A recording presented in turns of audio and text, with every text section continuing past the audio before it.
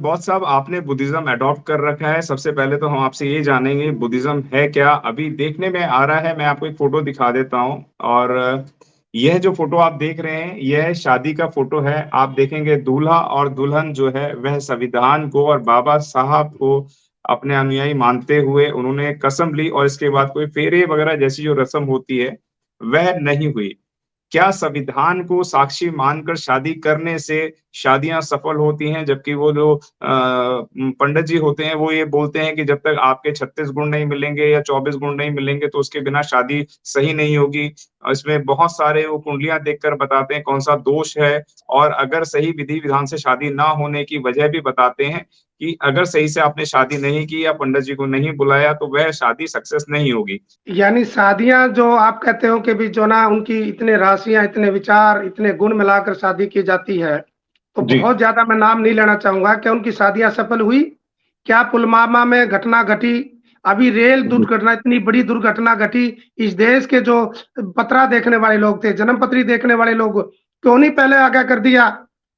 भूकंप आता है या कोई भी हादसा होता है या जब हमला करते हैं तो ये लोग कहाँ जाते हैं? क्यों नहीं बताते कि यहाँ हमला होने वाला है? तो ये जो बेकार की बातें हैं, इनको कोई कोई औचित्य नहीं है। संविधान के अनुसार दोनों लड़का और लड़की को पता लगता है कि तेरे क्या अधिकार है और मेरे क्या अधिकार हैं, और दोनों के अधिकार जब कोई भी बात जानते हैं तो संविधान इस देश का प्रमुख प्रमुख जो ना हमारा मैं ये कहूँ कि जो ना प्रमुख ग्रंथ है, और संविधान से जो देश संविधान से चलता है, और संविधान के अंदर जो परिवार, जो बच्चे संविधान को लेकर और भगवान बुद्ध की विचारधारा को लेकर आगे बढ़ेंगे, वो समता, समानता और बंधुता के आधारित जो है ना काम करेंगे, ताकि इस देश में किसी प्रकार का भेद ना हो। बौद्ध धर्म नहीं है, बौद्ध एक विचारधारा, एक रास्ता है कि मैंने कौन से रास्ते पे चलना है। क्या स्कूल में जाने से मंदिर की घंटी बजाऊंगा और फिर स्कूल में जाऊंगा तो बच्चा क्या समझेगा? मंदिर बड़ा है कि स्कूल बड़ा है? यही माइंड की बात है। आज आईएएस और आईपीएस जो ब्यूरोक्रेट्स बनते हैं, इतना बड़ा एग्जाम करते, क्या मंदिर में बैठ के एक पुजारी करता है? इस देश के जो जितने भी पुजारी, जितने भी तथाकथित पंडित पंडित या जितने आपको बाबे बने हुए, आज आज सत्ता में क्यों आ रहे हैं? आज लोकसभा, विधानसभा में क्यों आ रहे हैं? जब भगवान की इतनी बड़ी शक्ति है तो उसको छोड़कर क्यों आ रहे हैं? योगी साहब इतने बड़े मठ के विचारधारा को मानने वाले, इतने पुराने, वो क्यों राज सत्ता में आए? तो क्या है, राज सत्ता में आए या कोई ब्यूरोक्रेट्स जो मंदिर में बैठ के कोई ब्यूरोक्रेट्स बना तो बनाइए ना। तो ये सारी बातें जो ना बेकार की बातें हैं, और भारत का संविधान जो ना हमें सभी, केवल जो ना बुद्ध को मानने वाले लोग नहीं, सभी लोगों ने जो शादी करवाते हैं, उन्होंने अपने जो ना बाबा साहब के संविधान को मध्य रखकर उसको साक्षी मानकर शादी करनी चाहिए, ताकि दोनों बच्चों में ये हो, अपने अपने ज्ञान का और अपने जो ना अधिकारों का पता चले कि इसके अधिकार क्या है, मेरे अधिकार क्या है, मैंने उसके साथ क्या व्यवहार करना है, उसने मेरे साथ क्या व्यवहार करना है। इस बात का जब ज्ञान होगा तो कोई भी गलती नहीं होगी और वो कोई भी शादी नहीं टूटेगी, कोई भी शादी के अंदर किसी प्रकार का भेदभाव नहीं आएगा।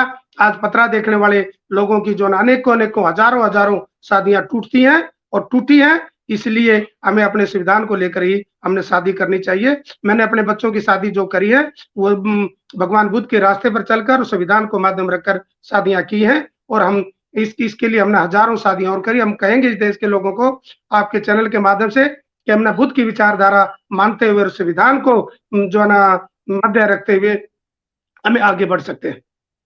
जी। बहुत सारे बुद्धिस्ट लोग जब हमसे मिलते हैं तो वो यही बताते हैं कि हमने बुद्धिज्म की तरीके से शादी करी है। क्या है बुद्धिज्म, वह हमें थोड़ा सा बताएं, और बुद्धिज्म की शादियां सक्सेस क्यों होती हैं वह भी हमें बताएं। बुद्धिज्म एक बात कहता है कि किसी बात को इसलिए मत मानो कि सदियों से चली आ रही है। बुद्ध कहता है कि किसी बात को इसलिए मत मानो कि बहुल्य लोग कह रहे हैं। बुद्ध ने एक बात और कही, किसी बात को इसलिए मत मानो कि आपके धर्म ग्रंथों में लिखी हुई है। बुद्ध ने एक बात और कदम बढ़ाकर कहा कि आप इस बात को भी मत मानो कि मैं कह रहा हूं। तो फिर कहा कि किस बात को मानना है? बुद्ध ने कहा कि किसी बात को मानने से पहले इसको जांचना होगा, परखना होगा, और जांचने और परखने के बाद जो बात कसौटी पर खरी उतरे उस बात को मानना है। मैं आंख मीच कर किसी भी जो ना हॉस्पिटल में चला जाऊं कि नहीं मेरे भाग्य में होगा तो बच जाऊंगा, ऐसा नहीं है। वहां देखना पड़ेगा किस प्रकार के डॉक्टर हैं, कितने जो है कितना एक्सपीरियंस है, और तो इस प्रकार की बात करेंगे तो वहां ठीक इलाज होगा।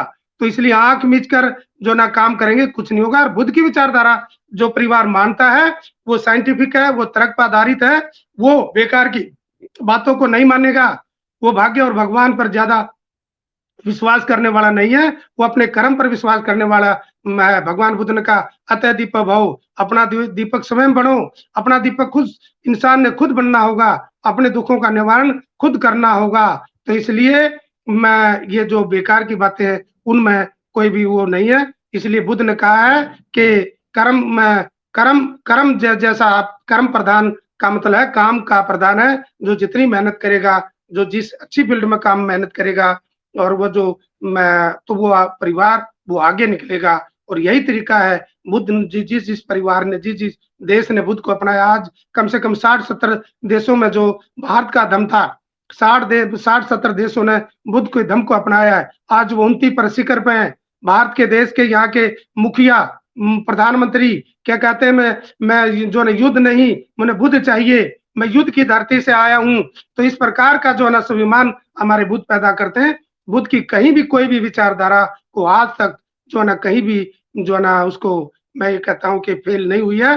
वो हर जगह तर्क पर आधारित है और उस जो है ना वो हर जगह कामयाब है। यह थी कि किस तरीके से बुद्धिज्म से शादी करने का सक्सेस मंत्र है, यह सब लोगों ने जान लिया। अगर आपने अभी तक हमारा चैनल सब्सक्राइब नहीं किया है तो सब्सक्राइब करें और घंटी का बटन बिल्कुल भी दबाना ना भूलें ताकि सभी लेटेस्ट खबरें पहुंच सकें आप पे सबसे पहले।